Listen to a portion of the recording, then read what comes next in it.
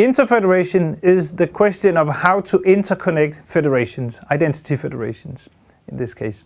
So let's have a look at how you may interconnect federations. First of all, let's make it clear that we have many federations. So look at the landscape here, and you can see that all the way from Iceland to Australia, Japan, and many places in Europe, we have identity federations. They usually come in as national entities for traditional and historical reasons. Now, like the internet, we want to interconnect these bubbles or green circles of trust, and that is interconnecting or interfederation.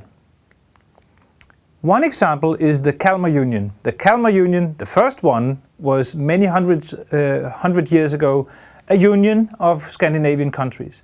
Now we have built the second Kalmar Union, and the second Kalmar Union takes off in the same geographical area, Finland, Sweden, Norway, Iceland and Denmark, but now we have interfederated the national identity federation so we can get across each other's countries and access services across these borders. So this is the Kalmar Union #2 logo, and you may actually go to kalmar2.org and get more information about how it was set up, what the business drivers were and so forth. Also, of course, the technical setup, and it's not confined to the Scandinavian area. You may also become a member of Kalmar Union if you live up to, well, the rules. So there's actually a memorandum of understanding and charter behind all of this. This is the foundation, this is the paperwork that you and the rules and all of that regulations that you have to have in place in order to actually trust information that you receive from other countries. You must also observe, of course, regulations about personal data, management of personal data. May you actually transport it and so forth. It's not as beautiful as the old one, which you see here, which had many Laker seals and everything on it, but it's actually working, and now we have this federation operating since 2 years. Now, the basic concept is exactly the same as the local identity federation, so let's just go very quickly through it. You go to a service, as a user in the middle here, you go to a service, but this service may be a service in Finland. Let's take that example. Then you're redirected to a where you're from service, which gets slightly complicated compared to the national ones, because here you have to choose which country you come from, and then in turn which institution or identity provider you come from. But you do that, and then you go to an institution in Denmark, which is of course connected through wayf. You log in, and the information is handed over to the service, which can then authorize you or not. We've, in one of the other presentations, had a look at identity architectures. And one of the interesting things about the Kalmar 2 Union is that we actually intertwine or interfederate 3 different architectures.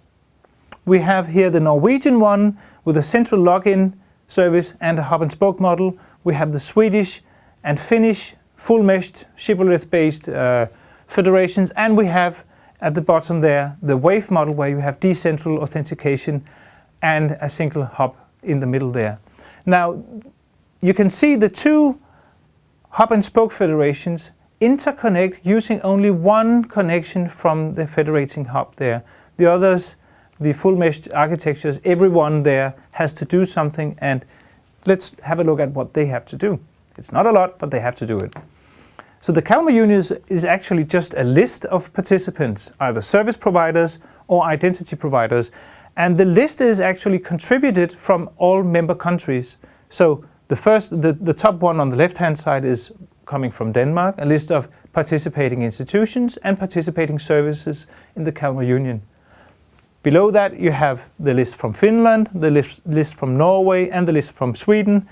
And in this context, you don't see Iceland because it's actually hosted by wayf in Denmark. But now we have a common set of institutions and service providers participating in the Kalmar Union. And when everybody keeps this list up to date, and they do that by simply just getting it, each hour, each day, whatever you feel like, it's all written down in the regulations, of course, with minimal requirements, but you have to keep this list of trusted entities, service providers, and identity providers. This is it.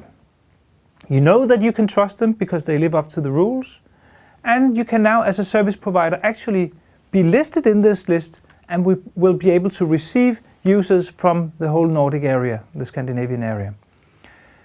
So this is an example of how to interfederate, but keep in mind that you may also interfederate across sectors, for instance, government, health, municipalities, educational sectors, and so forth. It can be done in the same way, and it can be done regardless of the architectures that have been presented and shown to work in the Kalmar Union.